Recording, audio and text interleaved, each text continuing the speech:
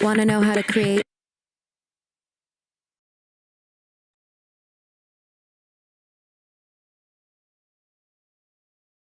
Tengo una mente millonaria. Ese debe ser la declaración en este día que comenzamos hoy lunes en todas partes del mundo.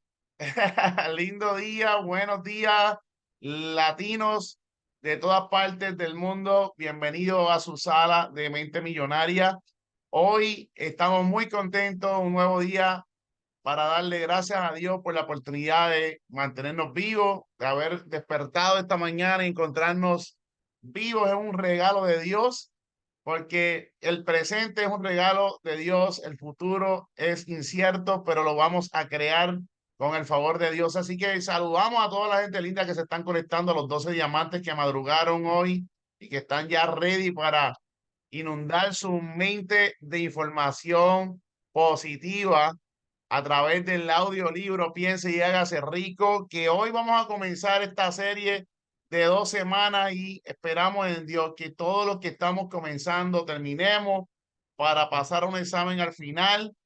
Ustedes saben que vamos a aplicar la misma dinámica que aplicamos la pasada 2 semanas que estuvimos estudiando el audiolibro de Los secretos de una mente millonaria, y saben que le tomó por sorpresa. Por el viernes pasado tuvimos una capacitación sobre los aspectos de esos talleres, esas capacitaciones que tuvimos, y ciertamente el poder de la visualización cambió nuestra mente, cambió nuestros paradigmas y ha estado cambiando nuestros malos hábitos, los cuales hemos estado relevando por buenos hábitos, con buenos pensamientos, porque de la única forma en que tú puedes salir adelante es a través de eliminar esos malos hábitos, esa mala forma de pensar, por pensamientos buenos, pensamientos de estabilidad mental, paz y alegría. Así que para aquellos que no me conocen, se están conectando hoy por primera vez, mi nombre es Dani Vargas, directamente desde acá, desde la Isla del Encanto. Le damos la bienvenida a Gerardo Hernández, que se conecta desde Neiva, Colombia. Le damos la bienvenida a Ángel Consciente, directamente desde Argentina, fielmente aquí. Ángel, muy bien, esa asistencia impecable, brother. Qué bueno. Le damos la bienvenida a Ángel, la bienvenida también a Amelia Rodríguez. Bienvenida, Amelia.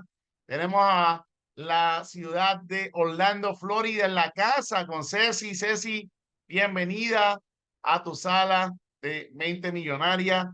Cristian Vega, te damos la bienvenida, Cristian. Tenemos a nuestro gran líder, diamante, para mí es un diamante, directamente desde Colombia, nuestro gran amigo y hermano Francisco Gaitán. Saludos, Francisco, que te veo allá caminando, haciendo ejercicio. Sabes que te queremos mucho también. Qué bueno que estás en sintonía con nosotros en esta sala llena de gente linda, gente bonita, gente con deseo de superarse, de superarse a sí mismo, porque creo que todos los días tenemos nuevas oportunidades de crecer para evolucionar y crear una mejor versión de cada uno de los que estamos aquí. Así que sigo dándole la bienvenida a Efraín Rodríguez, directamente desde Peñuelas, Puerto Rico. Efra, bendiciones y bienvenido. Tenemos a Nadelia, directamente de Gurabo, Puerto Rico. Nadelia, saludos y bienvenida. Qué bueno que estás con nosotros hoy. Tenemos por aquí a nuestra gran bronce, Irma López. Tremendo. Qué bueno, Irma, que estás con nosotros hoy. Te felicitamos anoche en la presentación que tuvimos como una de nuestras bronces. Gracias por tu esmero, gracias por tu esfuerzo, gracias por todo lo que estás haciendo en Liquid. También tenemos acá de Puerto Rico a Nilka Fontanes.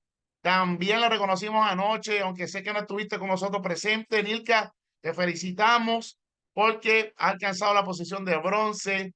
Gracias por estar ahí, gracias por apoyarnos en la fiesta de compartirle vivir bien aquí en Puerto Rico y por todas las cosas lindas que te hacen ser diferente como una gran empresaria en la que ya eres y en la que te sigues convirtiendo. Una de mejor calidad. Porque todos los días debemos buscar esa pureza en calidad. Así que, qué bueno. A todos los 13 diamantes que estamos aquí o a los 14 diamantes que acabamos de entrar, les damos la bienvenida y hoy vamos a comenzar. Vamos a comenzar con el audiolibro Piense y hágase rico. Yo quiero que tú te desconectes de cualquier distracción. ¿Por qué? Porque en la mañana de hoy tú vas a comenzar a depositar en tu mente perlitas, perlas de mucho valor. Todos los que estamos aquí por compromiso personal. Nadie está obligado a estar en esta sala. Nadie lo ha hecho porque lo estén presionando. Todos estamos aquí porque sabemos el porqué de lo cual estamos aquí y por qué queremos estar aquí. Y claro, queremos estar aquí porque entendemos que para poder tener éxito hay que ser comprometido, hay que ser sacrificado, hay que ser esforzado, hay que ser. La parte y la estructura de ser es lo que te va a llevar a tener éxito, a tener abundancia, a tener libertad financiera. Pero todo lo que envuelve la palabra abundancia comienza aquí.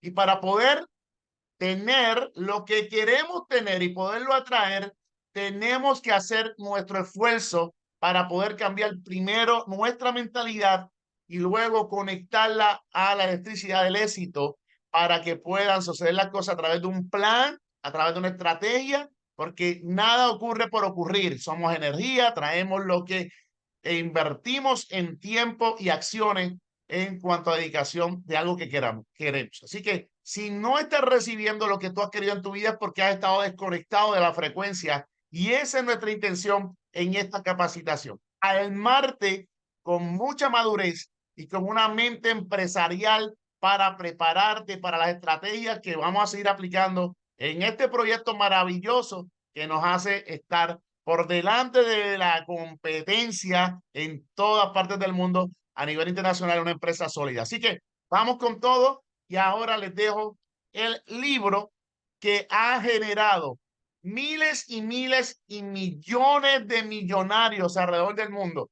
Un libro que ya ha creado gente libre financieramente y que seguramente la información que vas a escuchar, si prestas atención y la aplicas, te va a convertir en un hombre, una mujer de mucho éxito los próximos meses y en los próximos años que están a la vuelta de la esquina. Así que Dios me los bendiga a todos mis 16 diamantes. Gracias por estar aquí una vez más y comenzamos.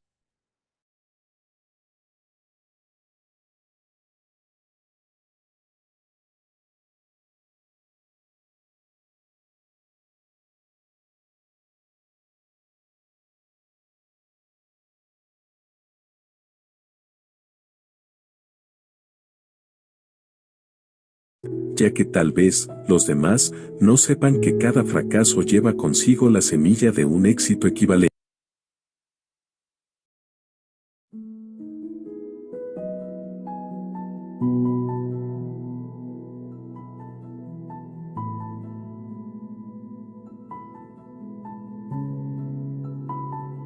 Piense y hágase rico de Napoleón Hill es un libro de autoayuda publicado por primera vez en 1937. Podría decirse que es uno de los libros más famosos y conocidos sobre superación personal, del que se han vendido más de 15 millones de ejemplares. Inspirado por el acaudalado empresario Andrew Carnegie, Piense y hágase rico se publicó durante la Gran Depresión y contiene la filosofía de los ricos y cómo hicieron su riqueza. Gran parte del libro se reduce al concepto de perseverancia y de creer en uno mismo. A lo largo de 15 capítulos, Napoleón Hill nos enseña el resultado de más de 20 años de estudio de los hábitos de personas que se habían hecho ricas, y a partir de ese estudio, concibió 16 leyes que deben aplicarse para alcanzar el éxito, plasmándolas en 14 principios que el lector puede desarrollar. Napoleón Hill también nos dice que debemos crecer espiritualmente y hacia el final del libro, profundiza en algunos temas esotéricos como la energía Kundalini, la manifestación de poderes psíquicos y el acceso a la conciencia superior. No olvides suscribirte a este canal.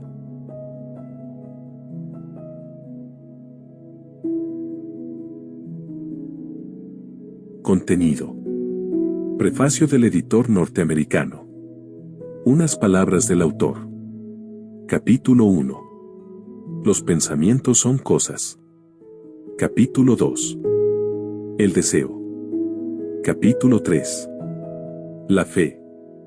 Capítulo 4. La autosugestión. Capítulo 5. El conocimiento especializado. Capítulo 6. La imaginación. Capítulo 7. La planificación organizada. Capítulo 8. Decisión. Capítulo 9. Perseverancia. Capítulo 10. El poder del trabajo en equipo. Capítulo 11. El misterio de la transmutación del sexo. Capítulo 12. El subconsciente. Capítulo 13.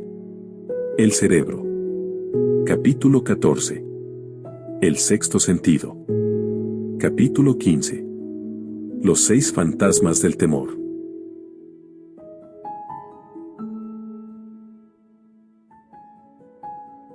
Prefacio del editor norteamericano.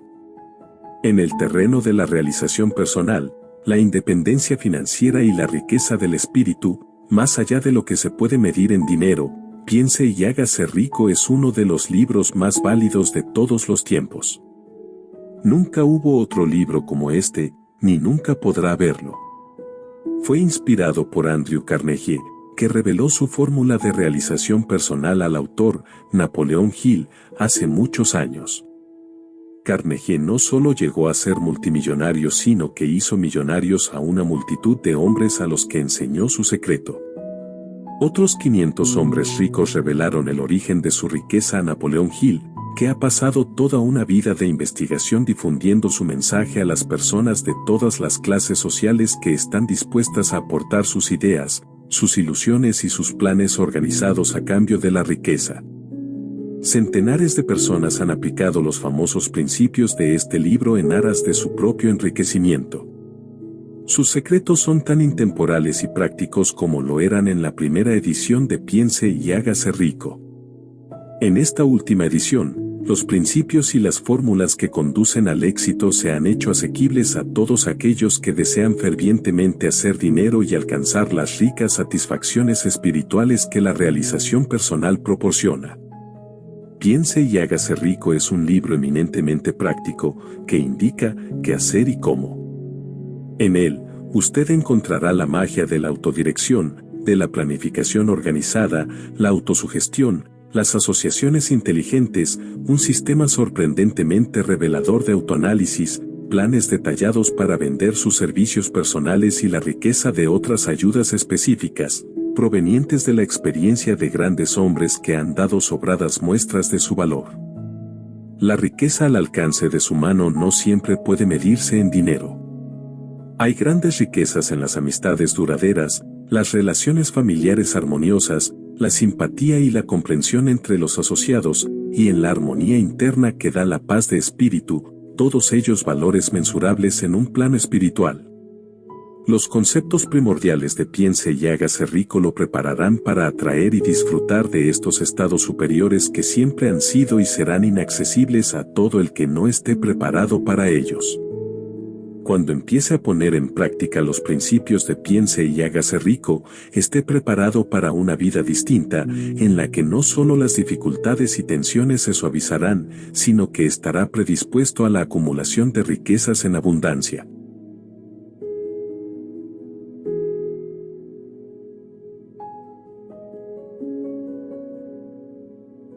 Unas palabras del autor.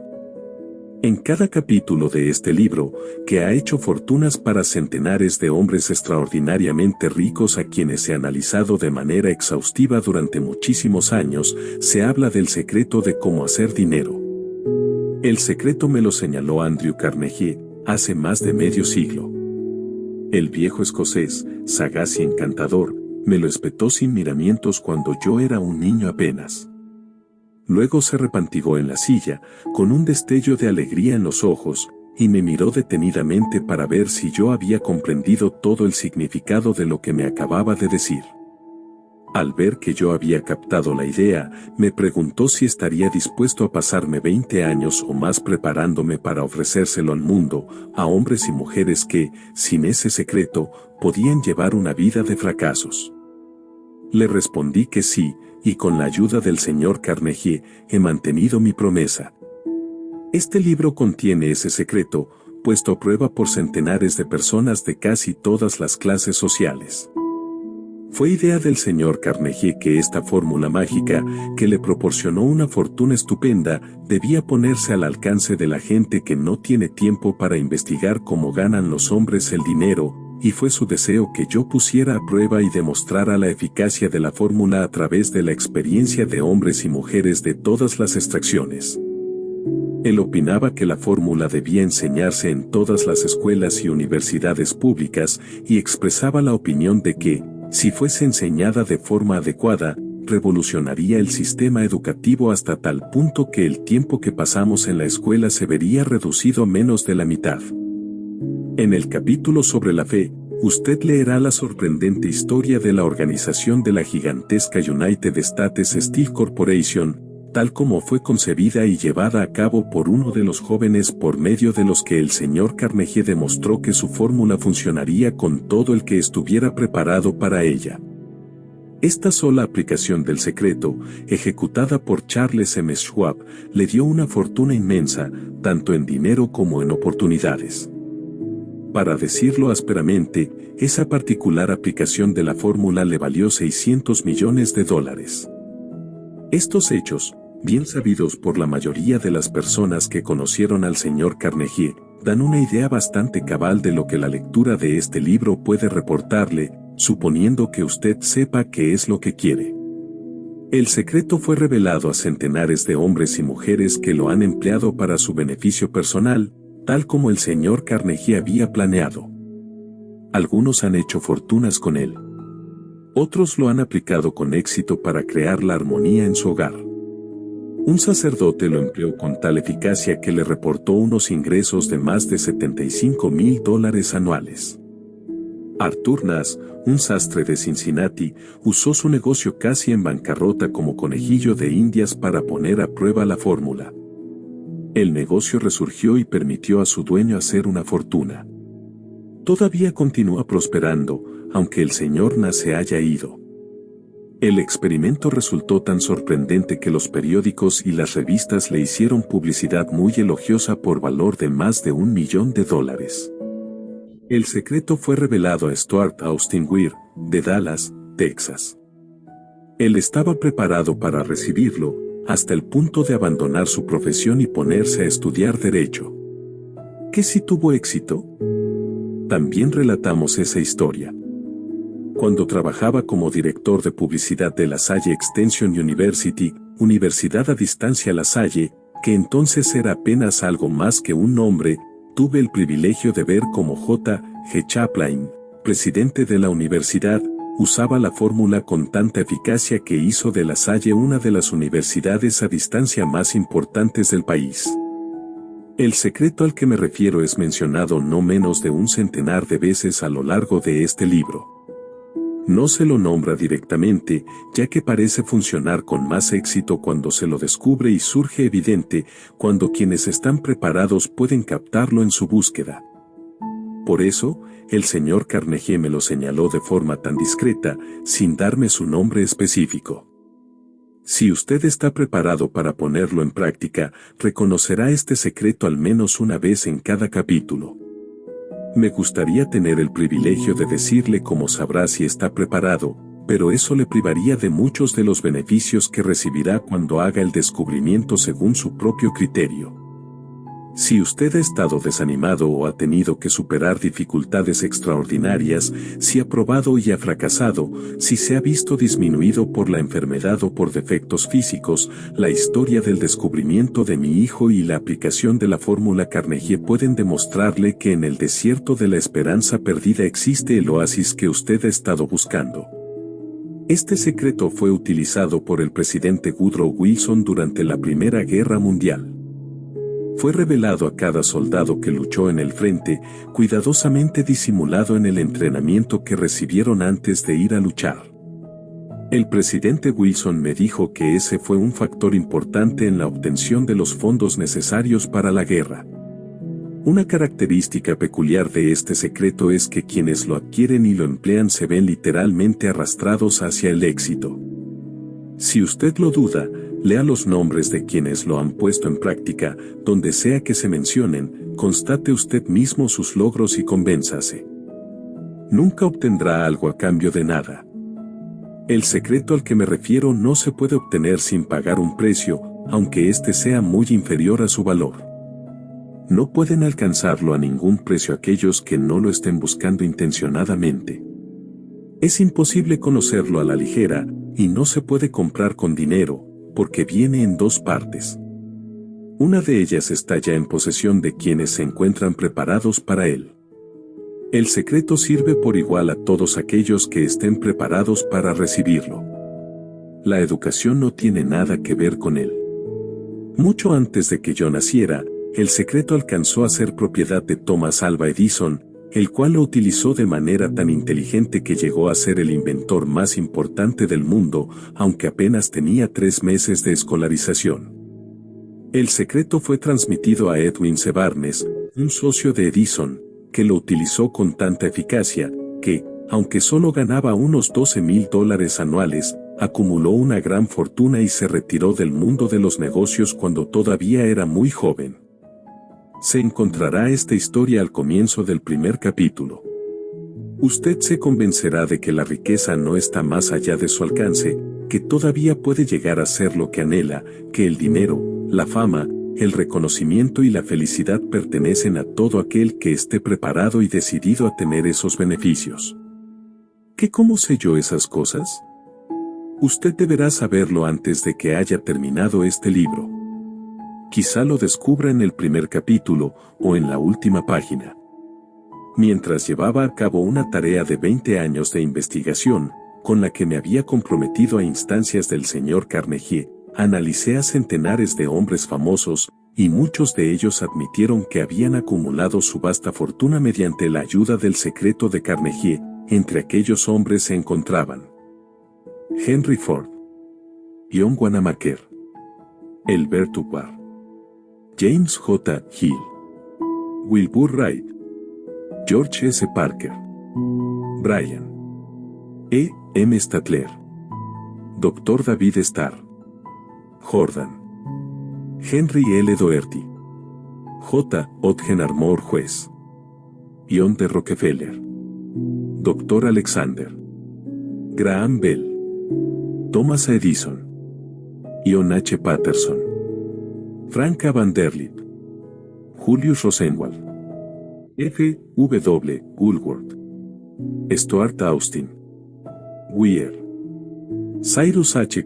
Curtis Theodore Roosevelt, Harris F. Williams, Woodrow Wilson, Dr. Frank Gunsaulus, William Howard Taft William Jennings, Luther Burbank, King Gillette, Edward W. Book, Ralph A. Weeks, Frank A. Munsey, Daniel T. Wright, Elbert H. Gary, Dolar, Dr. Frank Crane, Edward A. Filene, George M. Alexander, Edwin C. Barnes, J. G. Chapline, Arthur Nass, Senador Jennings, Randolph, Clarence Darrow, Arthur Brisbane, William Wrigley Jr., George Eastman John W. Davis, Charles M. Schwab, Daniel Willard, Coronel Robert A. Estos nombres representan apenas una pequeña parte de los centenares de estadounidenses famosos cuyos logros, sean financieros o de otra índole, demuestran que quienes comprenden y aplican el secreto de Carnegie alcanzan posiciones elevadas en la vida. No he conocido a nadie que, inspirado por el secreto, no alcanzara un éxito notable en el campo que hubiera elegido. Jamás conocí a ninguna persona distinguida, ni que acumulara riquezas de ninguna índole, que no estuviese en posesión del secreto. A partir de estos dos hechos he llegado a la conclusión de que el secreto es más importante, como parte del conocimiento esencial para la autodeterminación, que cualquier otro concepto que uno reciba a través de lo que se conoce como educación. ¿Qué es la educación, en cualquier caso? Esto ha quedado explicado con todo detalle.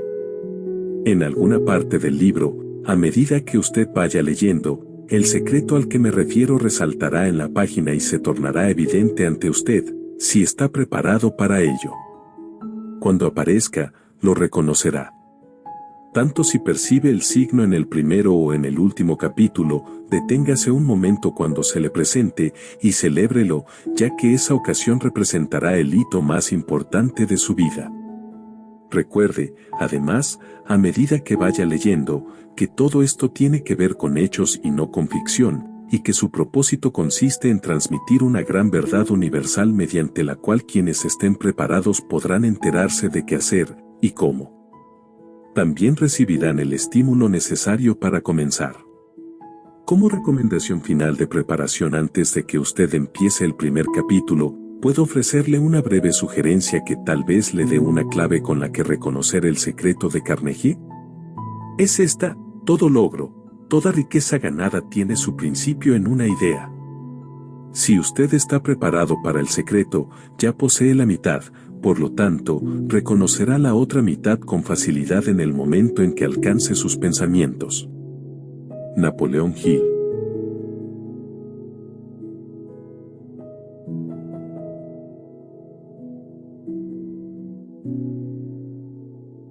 Capítulo 1. Los pensamientos son cosas. El hombre que pensó en la manera de asociarse con Thomas A. Edison. Desde luego, los pensamientos son cosas muy poderosas cuando se combinan con la exactitud del propósito, la perseverancia y un imperioso deseo de convertirlas en riqueza o en otros objetos materiales. Hace algunos años, Edwin C. Barnes descubrió lo cierto que es que los hombres realmente piensan y se hacen ricos. Su descubrimiento no surgió de pronto, sino que fue apareciendo poco a poco, empezando por un ferviente deseo de llegar a ser socio del gran Edison. Una de las características principales del deseo de Barnes es que era preciso. Quería trabajar con Edison, no para él.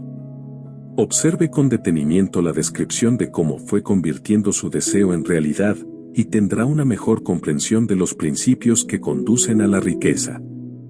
Cuando apareció por primera vez en su mente, Barnes no estaba en posición de actuar según ese deseo o impulso del pensamiento. Dos obstáculos se interponían en su camino. No conocía a Edison y no tenía bastante dinero para pagarse el pasaje en tren hasta Orange, New Jersey. Estas dificultades hubieran bastado para desanimar a la mayoría de los hombres en el intento de llevar a cabo el deseo. Pero el suyo no era un deseo ordinario. El inventor y el vagabundo. Barnes se presentó en el laboratorio de Edison y anunció que había ido a hacer negocios con el inventor. Hablando de su primer encuentro con Barnes, Edison comentaba años más tarde: estaba de pie ante mí, con la apariencia de un vagabundo, pero había algo en su expresión que transmitía el efecto de que estaba decidido a conseguir lo que se había propuesto. Yo había aprendido, tras años de experiencia, que cuando un hombre desea algo tan imperiosamente que está dispuesto a apostar todo su futuro a una sola carta para conseguirlo, tiene asegurado el triunfo. Le di la oportunidad que me pedía, porque vi que él estaba decidido a no ceder hasta obtener el éxito. Los hechos posteriores demostraron que no hubo error. No podía haber sido el aspecto del joven lo que le proporcionara su comienzo en el despacho de Edison, ya que ello estaba definitivamente en su contra. Lo importante era lo que él pensaba. Barnes no consiguió su asociación con Edison en su primera entrevista. Obtuvo la oportunidad de trabajar en el despacho de Edison por un salario insignificante. Transcurrieron los meses. En apariencia, nada había sucedido que se aproximase al codiciado objetivo que Barnes tenía en mente como su propósito inicial y preciso. Pero algo importante estaba sucediendo en los pensamientos de Barnes. Intensificaba constantemente su deseo de convertirse en socio de Edison. Los psicólogos han afirmado, con todo acierto, que, cuando uno está realmente preparado para algo, aparece. Barnes se hallaba listo para asociarse con Edison, además, estaba decidido a seguir así hasta conseguir lo que buscaba. No se decía a sí mismo, vaya, no hay manera. Supongo que acabaré por cambiar de idea y probaré un trabajo de vendedor. En vez de eso, se decía, he venido aquí a asociarme con Edison, y eso es lo que haré aunque me lleve el resto de la vida. Estaba convencido de ello. ¿Qué historia tan diferente contarían los hombres si adoptaran un propósito definido, y mantuvieran ese propósito hasta que el tiempo lo convirtiese en una obsesión obstinada? Quizás el joven Barnes no lo supiera en aquel entonces, pero su determinación inconmovible, su perseverancia en mantenerse firme en su único deseo, estaba destinada a acabar con todos los obstáculos y a darle la oportunidad que buscaba. Los inesperados disfraces de la oportunidad. Cuando la oportunidad surgió, apareció con una forma diferente y desde una dirección distinta de las que Barnes había esperado. Ese es uno de los caprichos de la oportunidad. Tiene el curioso hábito de aparecer por la puerta de atrás, y a menudo viene disimulada con la forma del infortunio o de la frustración temporal. Tal vez por eso hay tanta gente que no consigue reconocerla. Edison acababa de perfeccionar un nuevo invento, conocido en aquella época como la máquina de dictar de Edison. Sus vendedores no mostraron entusiasmo por aquel aparato. No confiaban en que se pudiera vender sin grandes esfuerzos. Barnes vio su oportunidad, que había surgido discretamente, oculta en una máquina estrambótica que no interesaba más que a Barnes y al inventor. Barnes supo que podría vender la máquina de dictar de Edison. Se lo sugirió a este, y, de inmediato, obtuvo su oportunidad. Vendió la máquina. En realidad, lo hizo con tanto éxito que Edison le dio un contrato para distribuirla y venderla por toda la nación. A partir de aquella asociación, Barnes se hizo rico, pero también consiguió algo mucho más importante, demostró que uno, realmente, puede pensar y hacerse rico.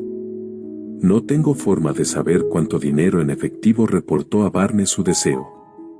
Tal vez fueran 2 o 3 millones de dólares, pero la cantidad, cualquiera que sea, se torna insignificante cuando se la compara con la posesión que adquirió en forma de conocimiento definido de que un impulso intangible se puede transmutar en ganancias materiales mediante la aplicación de principios conocidos. Barnes literalmente se pensó en asociación con el gran Edison. Se pensó dueño de una fortuna. No tenía nada con que empezar, excepto la capacidad de saber lo que deseaba y la determinación de mantenerse fiel a ese deseo hasta haberlo realizado. A 1 metro del oro.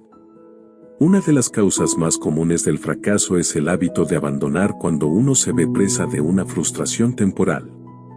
Todos son culpables de este error en un momento u otro.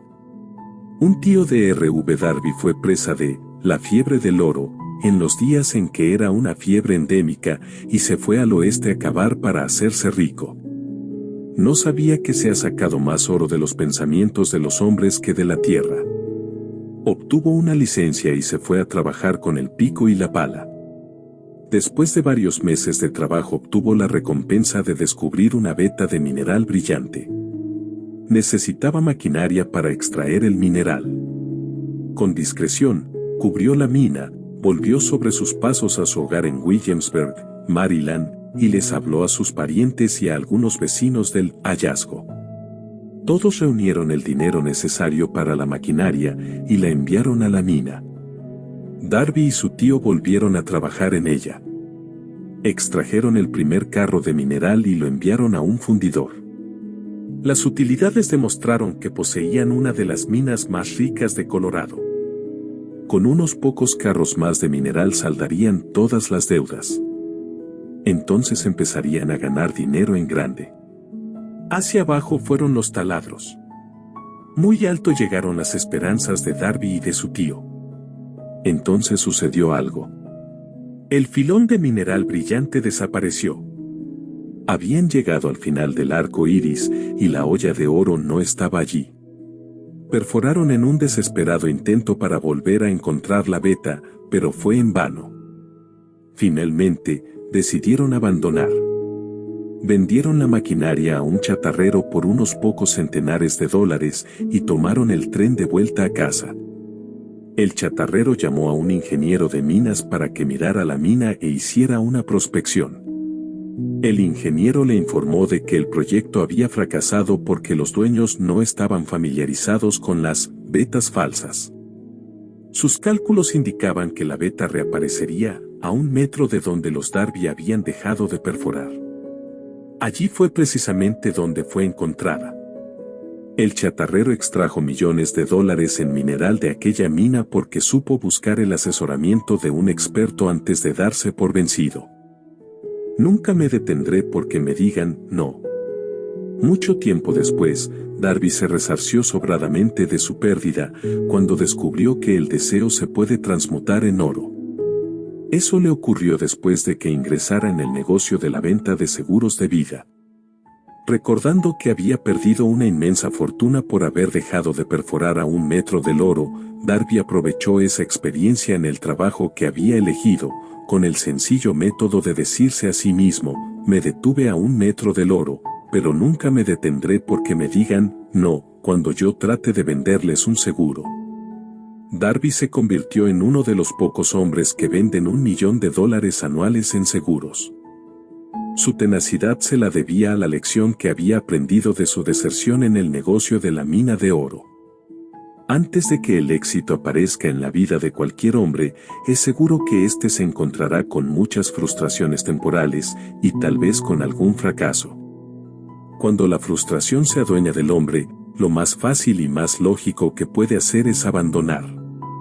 Eso es lo que la mayoría de los hombres hace. Más de 500 de los hombres más prósperos que han conocido los Estados Unidos le han dicho al autor que sus mayores éxitos surgieron un paso más allá del punto en que la frustración se había apoderado de ellos. El fracaso es un embustero con un mordaz sentido de la ironía y la malicia. Se deleita en hacernos tropezar cuando el éxito está casi a nuestro alcance. Una lección de perseverancia de 50 centavos. Poco después de que Darby se doctorase en la Universidad de los Porrazos y decidiera aprovechar su experiencia en el asunto de la mina de oro, tuvo la buena fortuna de estar presente en una ocasión que le demostró que, no, está muy lejos de no.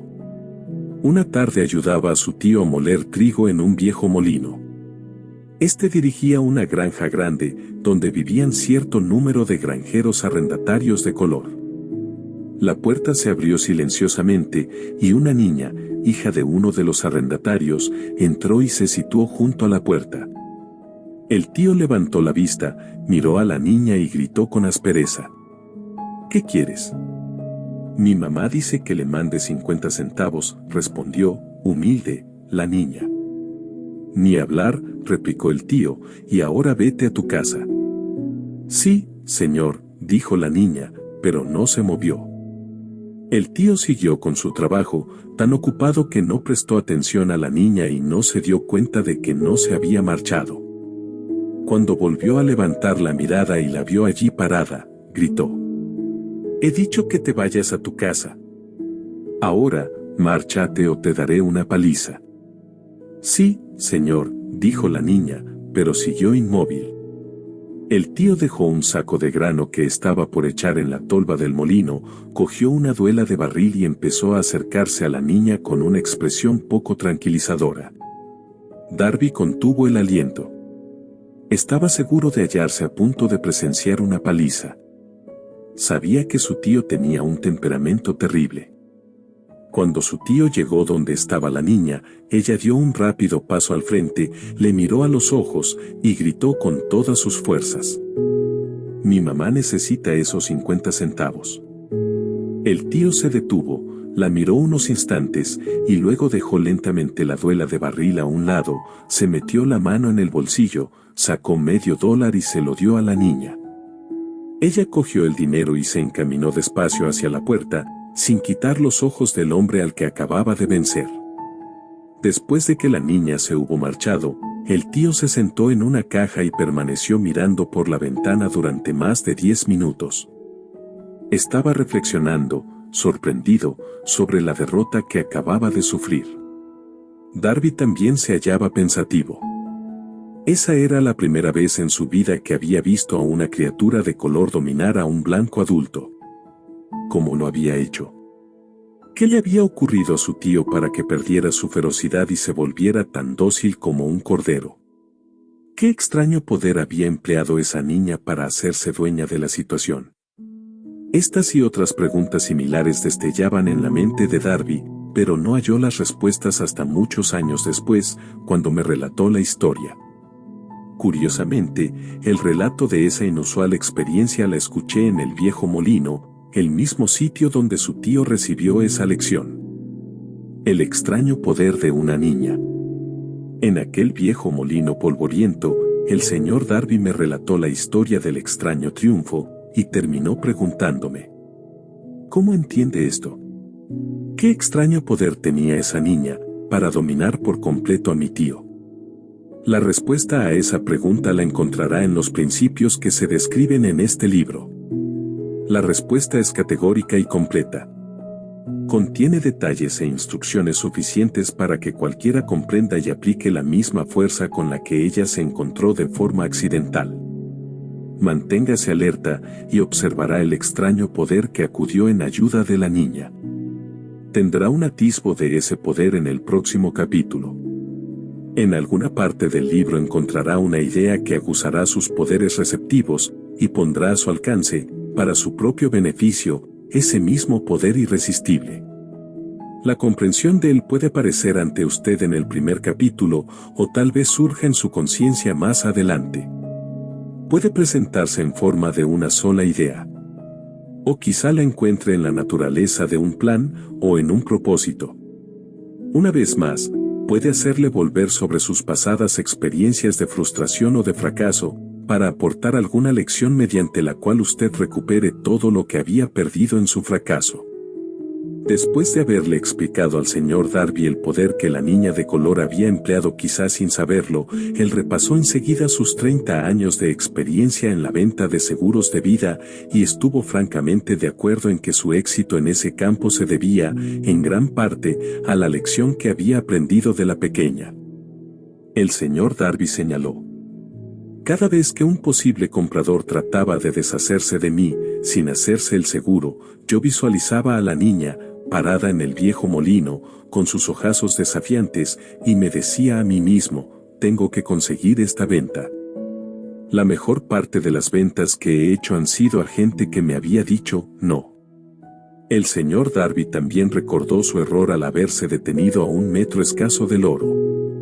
Pero esa experiencia fue una bendición encubierta. Me enseñó a seguir insistiendo sin que importasen las dificultades, y fue una lección que necesité aprender antes de poder tener éxito en cualquier campo.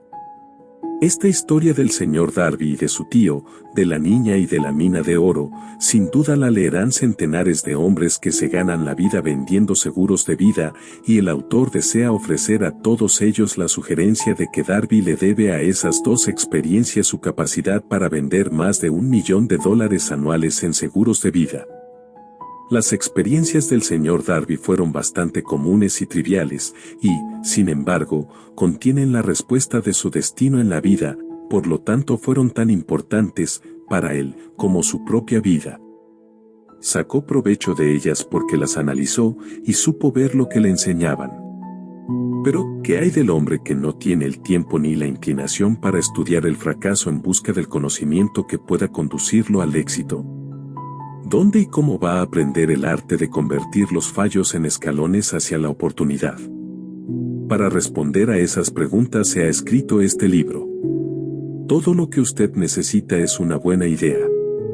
La respuesta se expone en una descripción de 13 principios, pero recuerde, a medida que vaya leyendo, que la respuesta que quizás usted está buscando a las preguntas que le han hecho reflexionar en los misterios de la vida, puede encontrarla en usted mismo, a través de alguna idea, plan o propósito que tal vez surja en su cerebro durante la lectura.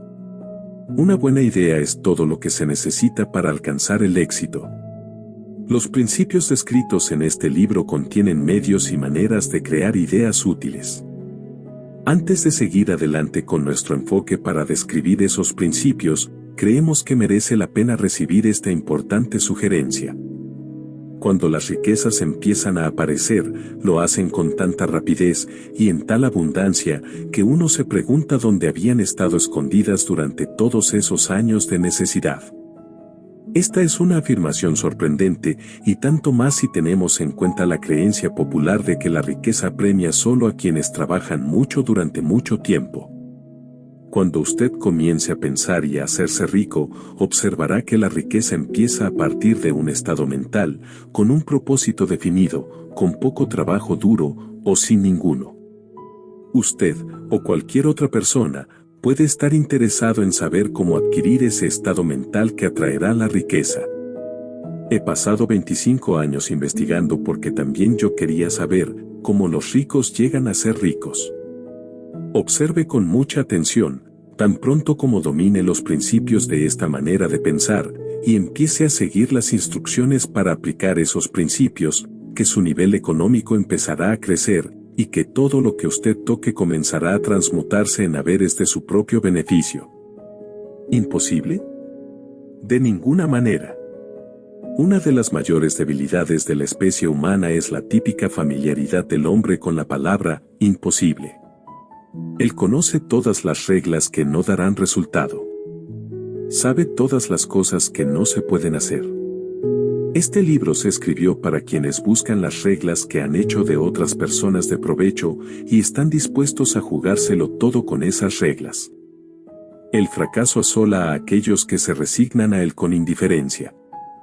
El objeto de este libro es ayudar a todo el que quiera aprender el arte de cambiar de enfoque, del fracaso al éxito. Otra debilidad que se encuentra en conjunto en demasiadas personas es el hábito de medirlo todo, y a todos, por sus propias impresiones y creencias. Quienes lean esto creerán que jamás podrán pensar y hacerse ricos, porque sus hábitos de pensamiento se han empantanado en la pobreza, el deseo, la miseria, los errores y el fracaso. Estas personas desafortunadas me recuerdan a un chino distinguido, que fue a Estados Unidos a recibir una educación americana.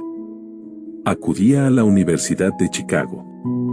Un día, el presidente Harper se encontró con ese joven oriental en el campus, se detuvo a charlar con él unos minutos y le preguntó qué le había impresionado como la característica más notable del pueblo estadounidense. Bueno, replicó el estudiante, la extraña forma de sus ojos. Tienen unos ojos rarísimos. ¿Qué decimos nosotros de los chinos? Nos negamos a creer lo que no entendemos. Pensamos tontamente que nuestras propias limitaciones son el patrón adecuado de las limitaciones. Por supuesto, los ojos de los demás son rarísimos porque no son iguales a los nuestros. El imposible motor V8 de Ford. Cuando Henry Ford decidió fabricar su famoso motor V8, quiso construir un motor con los 8 cilindros alojados en un solo bloque y dio instrucciones a sus ingenieros para que produjeran un prototipo del motor. El proyecto estaba ya volcado sobre el papel, pero los ingenieros acordaron que era de todo punto imposible embutir 8 cilindros en un motor de un solo bloque. «Produzcanlo de todas maneras», dijo Ford. «Pero es imposible», replicaron ellos. «Adelante», ordenó Ford, «y no dejen de trabajar hasta haberlo conseguido, no importa cuánto tiempo haga falta». Los ingenieros pusieron manos a la obra. No tenían otra opción si querían seguir formando parte del equipo de Ford. 6 meses transcurrieron sin que obtuvieran resultados. Pasaron otros 6 meses y todavía no habían conseguido nada. Los ingenieros probaron todos los planes concebibles para llevar a cabo el proyecto, pero aquello parecía incuestionable, imposible. Al cabo de un año, Ford se reunió con los ingenieros, que volvieron a informarle de que no habían hallado manera de cumplir sus órdenes. «Sigan con el trabajo», dijo Ford, «quiero ese motor, y lo tendré». Continuaron haciendo pruebas, y entonces, como por arte de magia, el secreto quedó desvelado. La determinación de Ford había ganado una vez más. Quizás esta historia no esté descrita con precisión de detalles, pero las circunstancias y el resultado son los correctos. Deduzca de ella, usted que desea pensar y hacerse rico, el secreto de los millones de Ford, si puede. No tendrá que buscar muy lejos. Henry Ford tuvo éxito porque comprendió y aplicó los principios del éxito. Uno de ellos es el deseo, saber lo que uno quiere. Recuerde esta historia de Ford mientras lee, y señale las líneas en que se describe el secreto de su extraordinaria proeza. Si puede hacer esto, si usted es capaz de poner el dedo en el particular grupo de principios que hicieron rico a Henry Ford, usted puede igualar sus logros en casi cualquier oficio para el que esté preparado. ¿Por qué es usted el dueño de su destino? Cuando Henley escribió sus proféticas palabras, «Soy el dueño de mi destino, soy el capitán de mi alma», debería habernos informado de que nosotros somos los dueños de nuestro destino, los capitanes de nuestra alma, porque tenemos el poder de controlar nuestros pensamientos. Debería habernos dicho que nuestro cerebro se magnetiza con los pensamientos dominantes que llevamos en la mente y que, por mecanismos que nadie conoce bien, estos imanes atraen hacia nosotros las fuerzas, las personas, las circunstancias de la vida que armonizan con la naturaleza de nuestros pensamientos dominantes. Debería habernos dicho que, antes de poder acumular riquezas en abundancia, tenemos que magnetizar nuestra mente con un intenso deseo de riqueza, que hemos de tomar conciencia de la riqueza hasta que el deseo por el dinero nos conduzca a hacer planes definidos para adquirirlo. Pero, al ser un poeta, y no un filósofo, Henley se contentó con afirmar una gran verdad de manera poética, dejando que sus lectores interpretaran el significado filosófico de sus líneas. Poco a poco, la verdad ha ido desvelándose, hasta que ahora parece cierto que los principios descritos en este libro contienen el secreto del dominio sobre nuestro destino económico. Principios que pueden cambiar su destino. Ahora estamos preparados para examinar el primero de esos principios. Mantenga una actitud de apertura mental y recuerde, a medida que vaya leyendo, que no son invención de nadie. Son principios que han funcionado para muchos hombres. Usted puede ponerlos a trabajar para su propio beneficio permanente. Verá qué fácil es. Hace algunos años, pronuncié el discurso de la entrega de diplomas en el Salem College, en Salem, Virginia Occidental.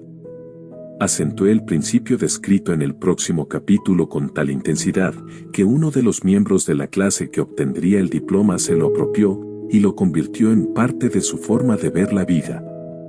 Ese joven llegó a ser miembro del Congreso y un personaje importante en la administración de Franklin D. Roosevelt.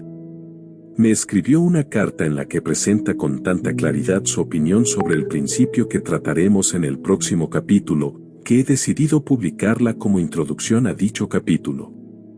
Le dará una idea a usted de los beneficios que le esperan. Estimado Napoleón, dado que mi servicio como miembro del Congreso me ha proporcionado cierta comprensión de los problemas de hombres y mujeres, le escribo para ofrecerle una sugerencia que puede ser útil a millares de personas. En 1922, usted pronunció un discurso en la entrega de diplomas en el Salem College, cuando yo era miembro de la clase que los recibiría. En aquel discurso, usted plantó en mi mente una idea a la que debo la oportunidad que ahora tengo de servir a la gente de mi estado y que será responsable, en gran medida, de cualquier éxito que yo pueda alcanzar en el futuro. Recuerdo, como si hubiese sido ayer, la maravillosa descripción que usted hizo del método por el que Henry Ford, con muy pocos estudios, sin $1, sin amigos influyentes, llegó tan alto.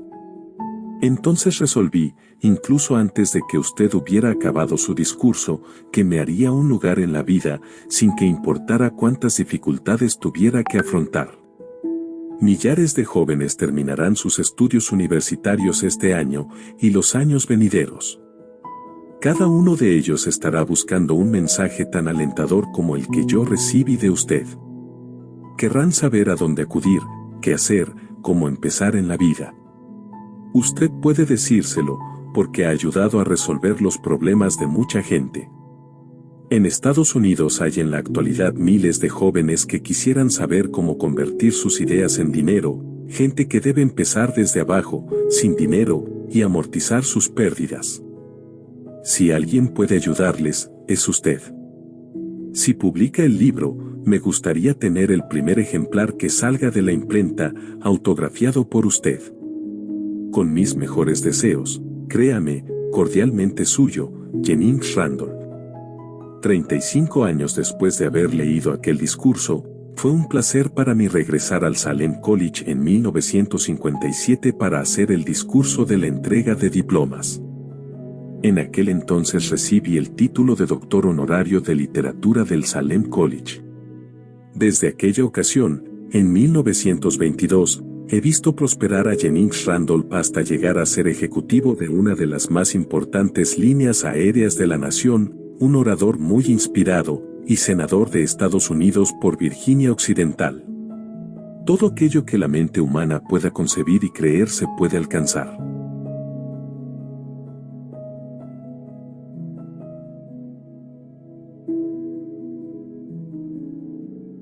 Capítulo 2. El deseo.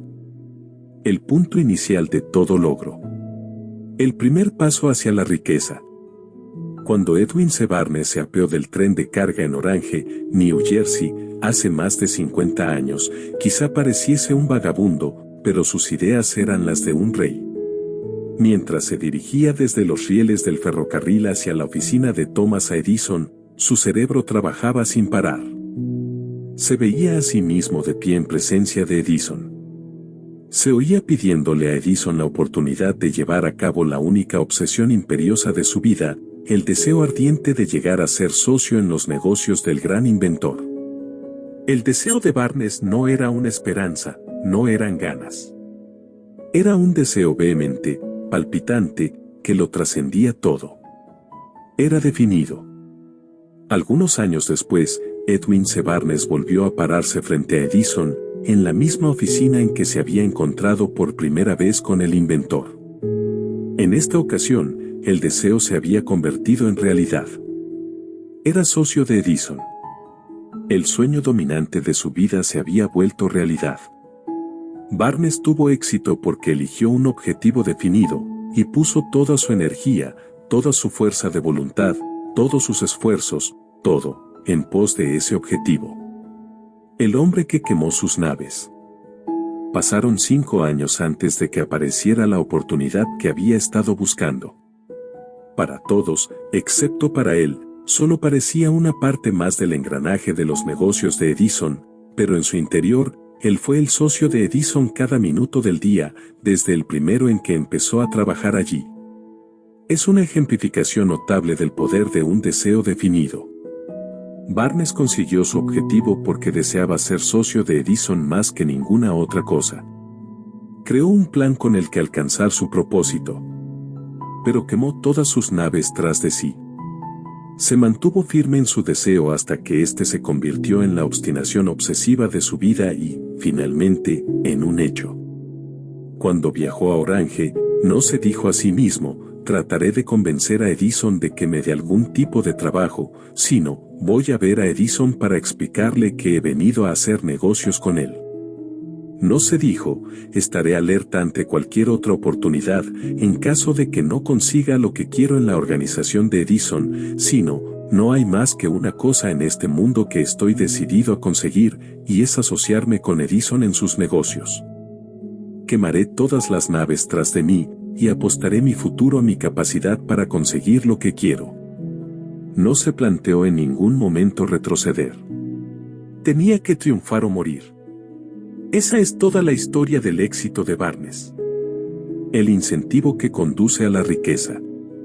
Hace mucho tiempo, un gran guerrero afrontó una situación que requería de él una decisión que garantizara su éxito en el campo de batalla. Iba a enviar sus tropas contra un enemigo poderoso, cuyos hombres superaban a los suyos en número. Embarcó a sus soldados, navegó hacia el país enemigo, desembarcó soldados y equipos, y dio la orden de quemar las naves que los habían llevado hasta allí. Al dirigirse a sus hombres antes de la primera batalla, dijo, ved cómo los barcos se convierten en humo. Eso significa que no podremos dejar estas playas vivos a menos que ganemos. Ahora no tenemos opción, venceremos o moriremos. Vencieron.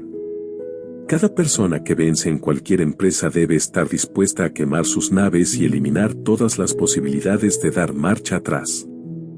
Solo así puede tener la seguridad de mantener ese estado mental conocido como deseo ardiente de ganar, esencial para el éxito.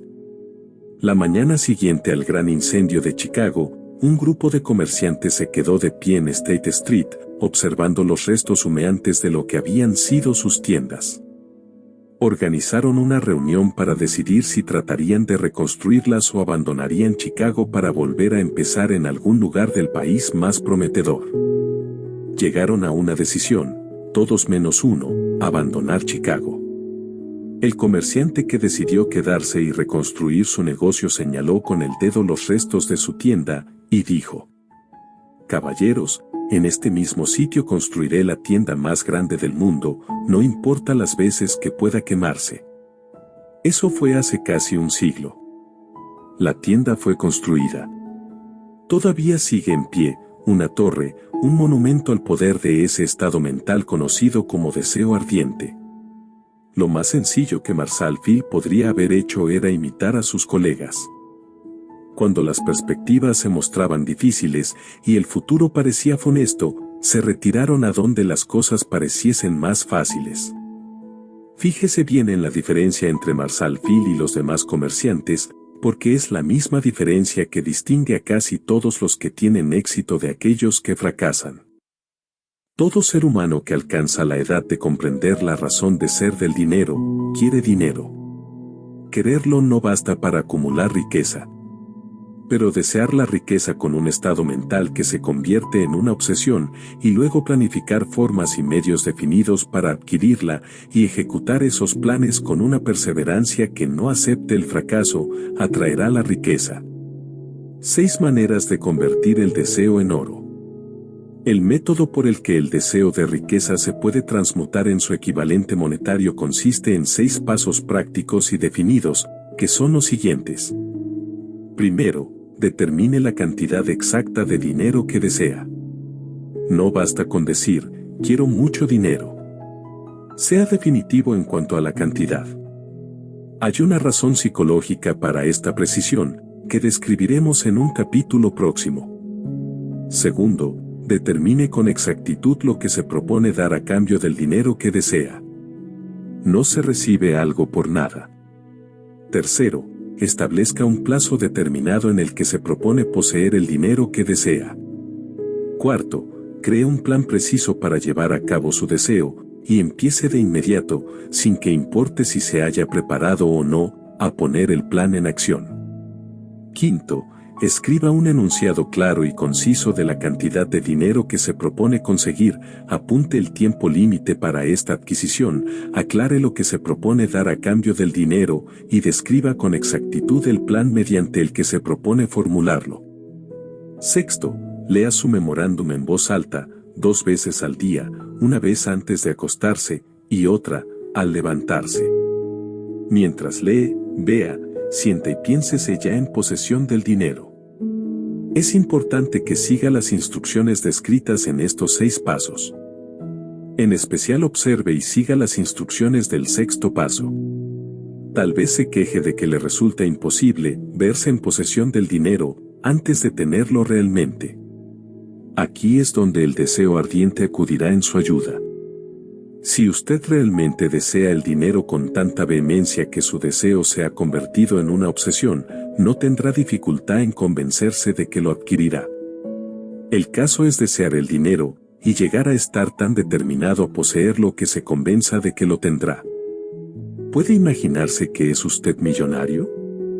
Para el no iniciado, que no se ha educado en los principios fundamentales de la mente humana, quizás estas instrucciones parezcan poco prácticas.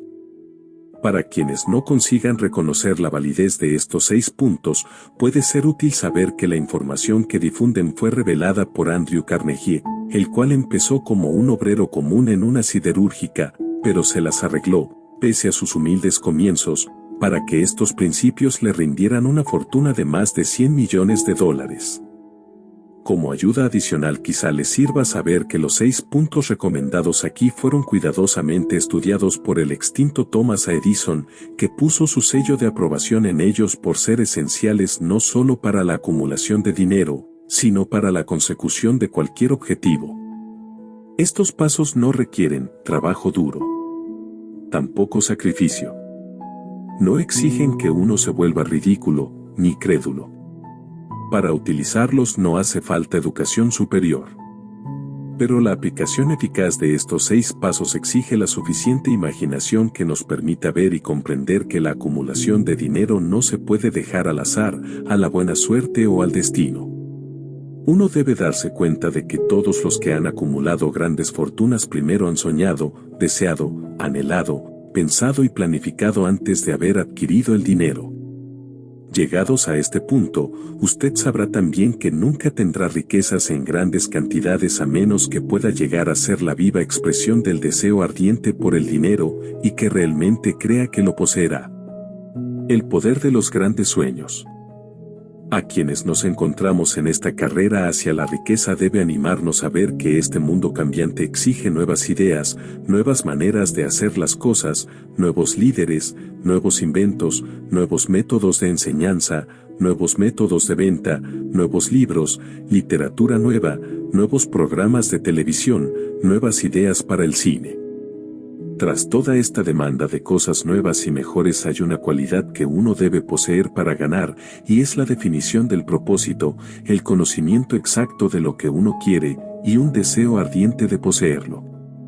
Los que deseamos acumular riqueza debemos recordar que los verdaderos líderes del mundo han sido siempre hombres que han sabido dominar, para su uso práctico, las fuerzas invisibles e intangibles de la oportunidad que está por surgir, y han convertido esas fuerzas o impulsos de pensamiento en rascacielos, fábricas, aviones, automóviles, y toda forma de recurso que hace la vida más placentera. Al planear la adquisición de su porción de riqueza, no se deje influir por quienes menosprecien sus sueños. Para lograr grandes ganancias en este mundo cambiante, uno debe captar el espíritu de los grandes pioneros del pasado, cuyos sueños le han dado a la civilización todo lo que tiene de valioso, el espíritu que infunde energía en nuestro propio país, en las oportunidades de usted y en las mías, para alimentar y vender nuestro talento. Si lo que usted quiere hacer está bien, y usted cree en ello, adelante, hágalo. Lleve a cabo sus sueños, y no haga caso de lo que los demás puedan decir si usted se topa en algún momento con dificultades, ya que tal vez los demás no sepan que cada fracaso lleva consigo la semilla de un éxito equivalente. Thomas Edison soñaba con una lámpara que funcionara con electricidad, empezó a poner su sueño en acción, y pese a sus más de 10.000 fracasos, mantuvo su sueño hasta que lo convirtió en una realidad física. Los soñadores prácticos no abandonan. Mielan, que soñaba con una cadena de tiendas de cigarros, transformó su sueño en acción, y ahora las United Cigar Stores ocupan algunas de las mejores esquinas de las ciudades estadounidenses. Los hermanos Wright soñaron con una máquina que surcara el aire. Ahora podemos ver en todo el mundo que sus sueños se han cumplido. Marconi soñaba con un sistema para dominar las intangibles fuerzas del éter. Las pruebas de que no soñaba en vano podemos encontrarlas en cada aparato de radio y de televisión que hay en el mundo. Quizá le interese saber que los amigos de Marconi lo pusieron bajo custodia y fue examinado en un hospital para psicópatas cuando anunció que había descubierto un principio mediante el cual podría enviar mensajes a través del aire sin la ayuda de cables ni ningún otro medio físico de comunicación. A los soñadores de hoy en día les va mejor. El mundo está lleno de una abundancia de oportunidades que los soñadores del pasado jamás conocieron. Cómo hacer que los sueños despeguen de la plataforma de lanzamiento. Un deseo ardiente de ser y de hacer es el punto inicial desde el que el soñador debe lanzarse. Los sueños no están hechos de indiferencia, pereza, ni falta de ambición. Recuerde que todos los que consiguen triunfar tienen un mal comienzo y pasan por muchas dificultades antes de llegar. El cambio en la vida de la gente de éxito suele surgir en el momento de alguna crisis, a través de la cual les es presentado su otro yo. John Bunyan escribió Pilgrim's Progress, que se cuenta entre lo mejor de la literatura inglesa, después de haber estado confinado en prisión y haber sido duramente castigado a causa de sus ideas sobre la religión. De Henry descubrió el genio que dormía en su interior después de haber conocido graves infortunios, y estuvo encarcelado en Columbus, Ohio. Forzado a través de la desgracia a conocer a su otro yo, y a usar su imaginación, descubrió que era un gran autor en vez de un criminal despreciable. Charles Dickens empezó pegando etiquetas en latas de betún. La tragedia de su primer amor penetró las profundidades de su alma para convertirlo en uno de los más grandiosos autores del mundo. Esa tragedia produjo primero David Copperfield, y luego una sucesión de obras que hacen un mundo mejor y más rico a todo el que lee sus libros. Helen Keller se quedó sorda, muda y ciega después de nacer. Pese a su terrible desgracia, ha escrito su nombre con letras indelebles en las páginas de la historia de los grandes.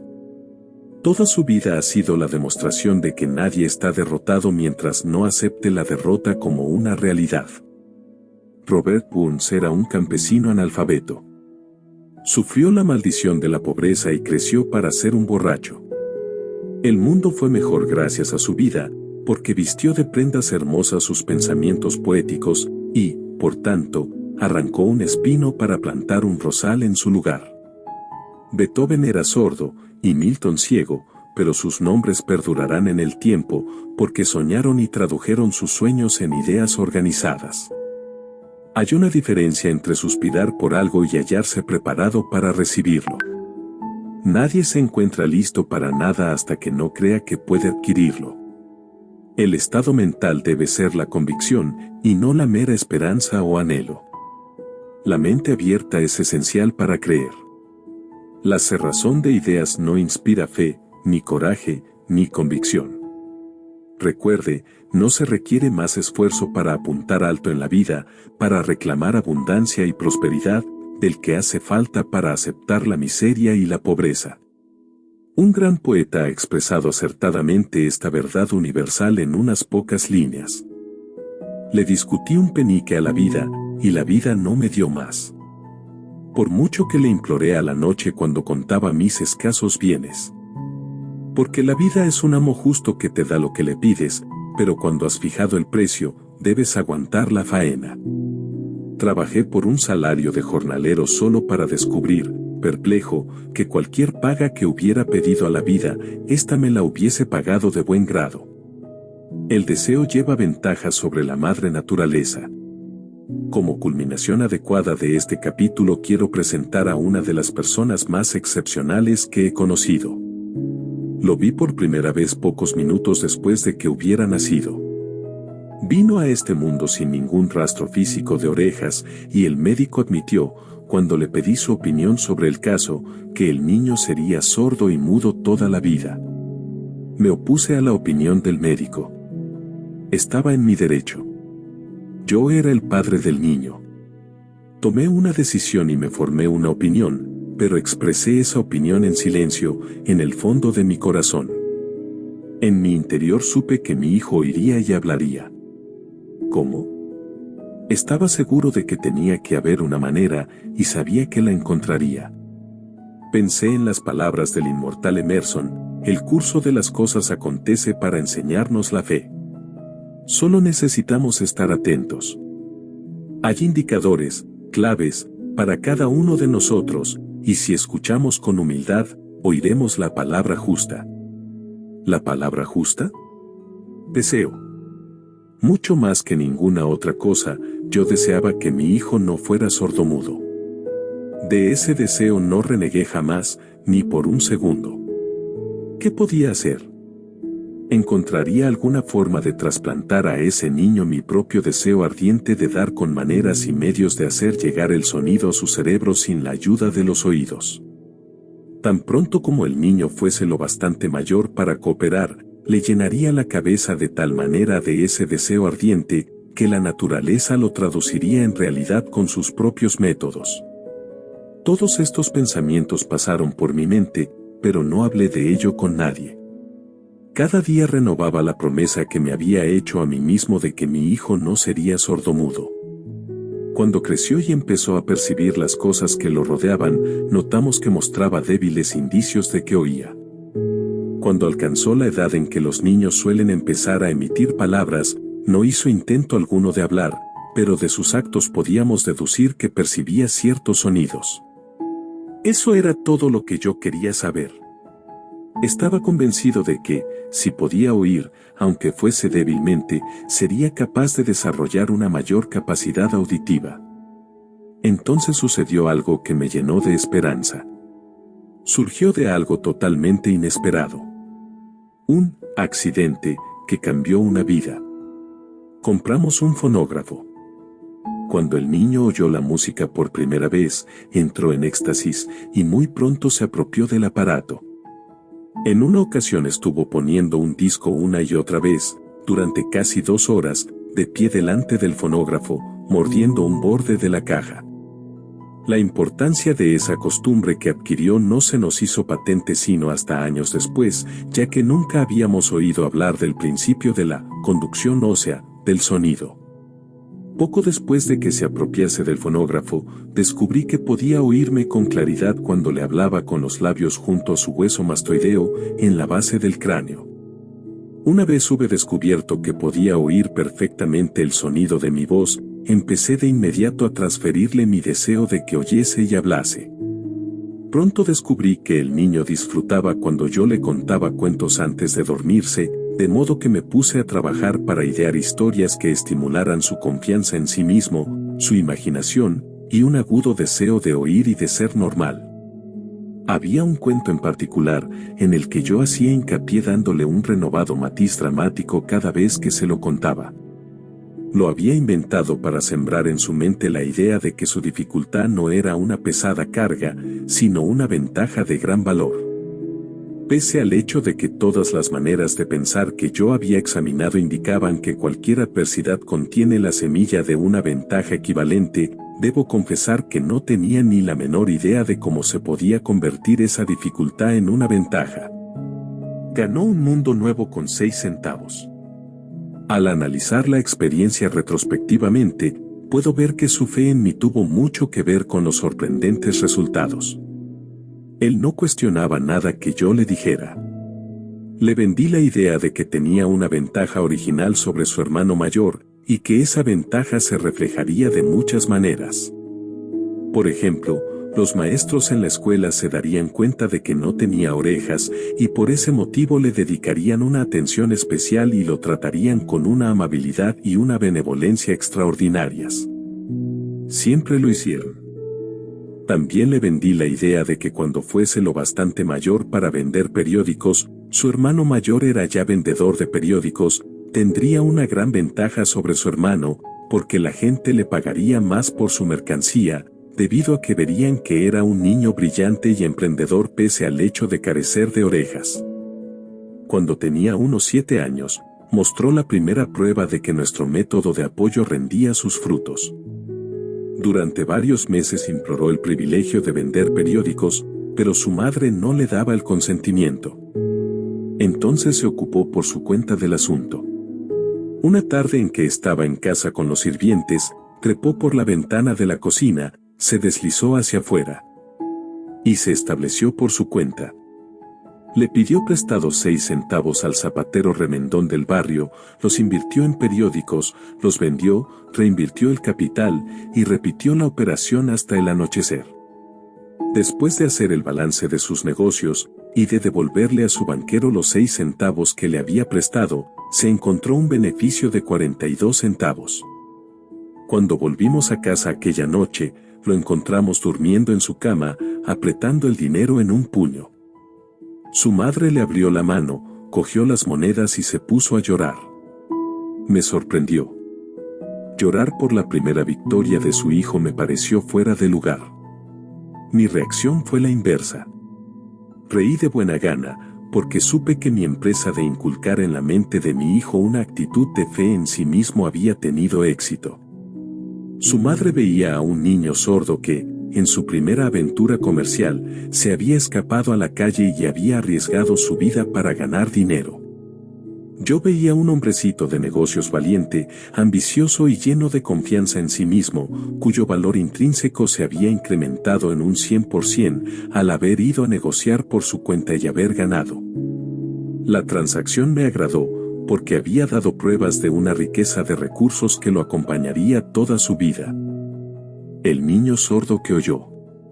El pequeño sordo asistió a la escuela, al instituto y a la universidad, sin que fuese capaz de oír a sus maestros, excepto cuando le gritaban fuerte, a corta distancia.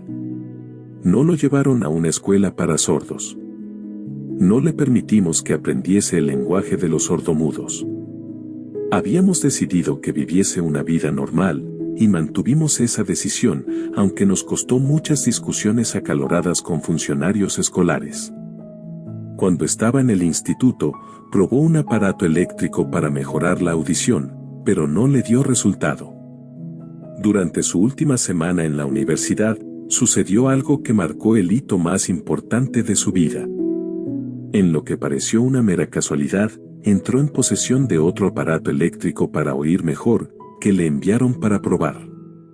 Estuvo indeciso en probar el aparato, debido a su desilusión con otro similar. Finalmente lo cogió, se lo puso en la cabeza, le conectó las baterías, y, sorpresa, como por arte de magia, su deseo de toda la vida de oír normalmente se convirtió en realidad. Por primera vez oía tan bien como cualquier persona con audición normal. Alborozado con el mundo diferente que acababa de percibir a través de ese aparato auditivo, se precipitó al teléfono, llamó a su madre, y oyó su voz a la perfección. Al día siguiente oía con claridad las voces de sus profesores en clase, por primera vez en su vida. Por primera vez en su vida también, mi hijo podía conversar con la gente, sin necesidad de que le hablaran con voz de trueno. Realmente, había entrado en posesión de un mundo distinto. El deseo había comenzado a pagar dividendos, pero la victoria todavía no era completa. El muchacho tenía que encontrar todavía una manera definida y práctica de convertir su desventaja en una ventaja equivalente. Ideas que obran milagros. Sin apenas darse cuenta de la importancia de lo que acababa de obtener, pero embriagado con la alegría del descubrimiento de ese mundo de sonidos, escribió una entusiasta carta al fabricante del audífono, relatándole su experiencia. Algo en ella hizo que la compañía lo invitase a Nueva York. Cuando llegó, lo llevaron a visitar la fábrica, y mientras hablaba con el ingeniero jefe, contándole de su mundo recién descubierto, una corazonada, una idea o una inspiración, llámesela como se quiera, destelló en su cerebro. Era ese impulso del pensamiento que convertía su dificultad en una ventaja, destinada a pagar dividendos en dinero y en felicidad por millares durante todo el tiempo venidero.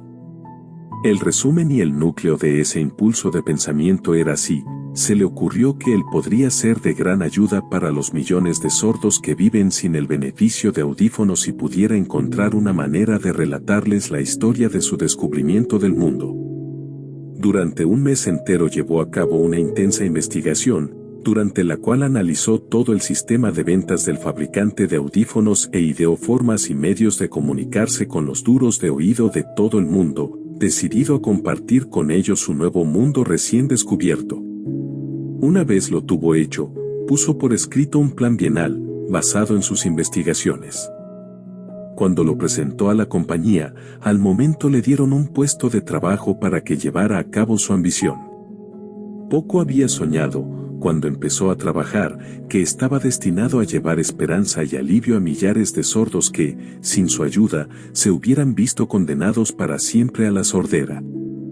No me cabe duda de que Blair hubiera sido sordomudo toda su vida si su madre y yo no nos las hubiésemos ingeniado para formar su mente tal como lo hicimos. Cuando sembré en su interior el deseo de oír y de hablar, y de vivir como una persona normal, alguna extraña influencia hubo en ese impulso que hizo que la naturaleza tendiese una especie de puente para salvar el golfo del silencio que separaba su cerebro del mundo exterior. En verdad, el deseo ardiente tiene maneras tortuosas de transmutarse en su equivalente físico. Blair deseaba una audición normal, ahora la tiene.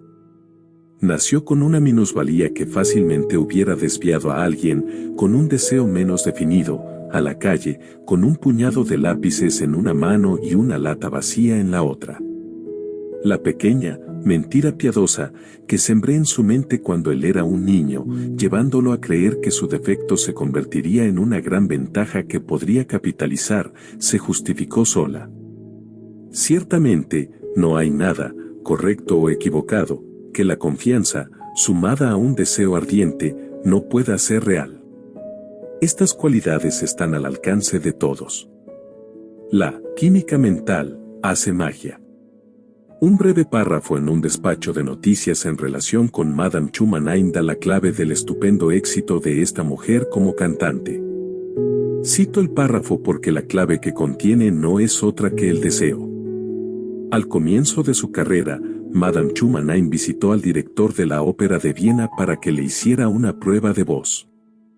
Pero él no la probó. Después de echar un vistazo a la desgarbada y pobremente vestida muchacha, exclamó: «Nada cordial. Con esa cara, y sin ninguna personalidad, ¿cómo espera tener éxito en la ópera? Señorita, olvide esa idea. Cómprese una máquina de coser, y póngase a trabajar. Usted nunca podrá ser cantante. Nunca es demasiado tiempo». El director de la Ópera de Viena sabía mucho sobre la técnica del canto. Sabía muy poco del poder del deseo, cuando éste asume las proporciones de una obsesión. Si hubiera conocido mejor ese poder, no hubiese cometido el error de condenar el genio sin darle una oportunidad. Hace varios años, uno de mis socios enfermó. Se puso cada vez peor a medida que el tiempo transcurría, y finalmente lo llevaron al hospital para operarlo. El médico me advirtió que había muy pocas posibilidades de que yo volviera a verlo con vida. Pero esa era la opinión del médico, y no la del paciente. Poco antes de que se lo llevaran al quirófano, me susurró con voz débil: «No se preocupe, jefe, en pocos días habré salido de aquí». Una enfermera me miró apenada. Pero el paciente se recuperó satisfactoriamente. Cuando todo hubo terminado, su médico me dijo: «No lo salvó otra cosa que su deseo de vivir. Nunca hubiera salido de este trance si no se hubiese negado a aceptar la posibilidad de la muerte». Creo en el poder del deseo respaldado por la fe, porque he visto cómo ese poder elevaba a hombres desde comienzos humildes a posiciones de poder y riqueza.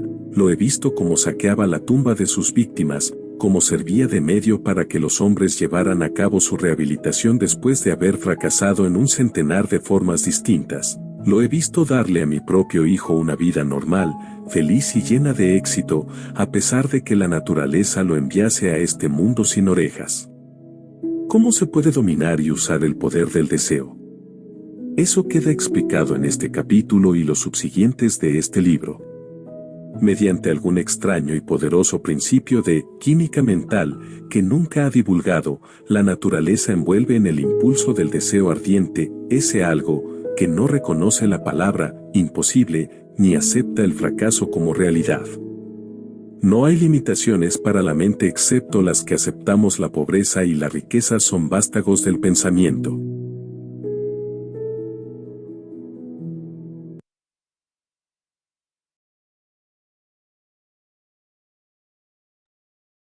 Bueno, mi gente, esto ha sido todo por hoy. Gracias por estar aquí a esta hora y quizá un poquito más. Espero que le haya sido de mucho provecho este material informativo que está convirtiéndonos cada día en nuestra mejor versión de cada uno de nosotros. Así que seguimos hacia adelante.